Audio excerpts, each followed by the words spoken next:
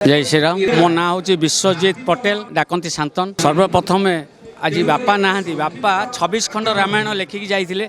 बापा Covid time चलीगला मु 5टा 6टा अनुष्ठान निर्देशक हिसाब से निर्देशना दूची। आज समर्पण परिवार समस्त अनुष्ठान समस्त कर्मकर्ता समस्त को मुझे धन्यवाद जनाऊँगी। यहाँ 21 वर्ष हो गला। 21 वर्ष छोटिया ये नुह। तेणुक प्रभु रामचंद्र पाखे प्रार्थना करुच्ची ये अनुष्ठान 21 वर्ष नुह 21 आउ गोटे शून लगी जाऊ से भाया ये अनुष्ठान लगी रहू। ये जो गुरु मानू पूजा करवा गुरु ब्रह्मा गुरु विष्णु गुरुदेव महेश्वर गुरु साक्षात परम ब्रह्म तस्मै श्री गुरुवे नम आउ अधिका किसी कहबार ना। तेणुक समस्त गुरु मानू पूजा करी आमे माने बहुत गर्वित। समस्त को आम आशीर्वाद करचु कर्मकर्ता मानक आगु को बढ़ई नि।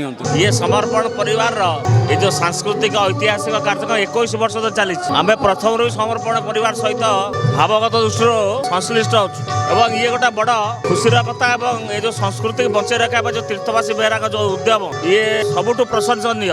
विशेषकर समर्पण परिवार तार परिचय से कार्यकर्ता मान द्वारा पाई सारी। कटक जिले में जो भी रामलीला हो समर्पण पर पहुंचे जिते राति भी हो बहुत जगह भेटघाट भी हो एत बाट आस प्रकृत गुरु जो मैंने समाज को रक्षा करना चाहते रामायण माध्यम संवर्धित कर आहरी प्रेरणा दौरान ये बड़ खुशी कथा एवं स्वागत योग्य पदक्षेप। समर्पण परिवार उत्तरोत्तर उन्नति आम कामना कर।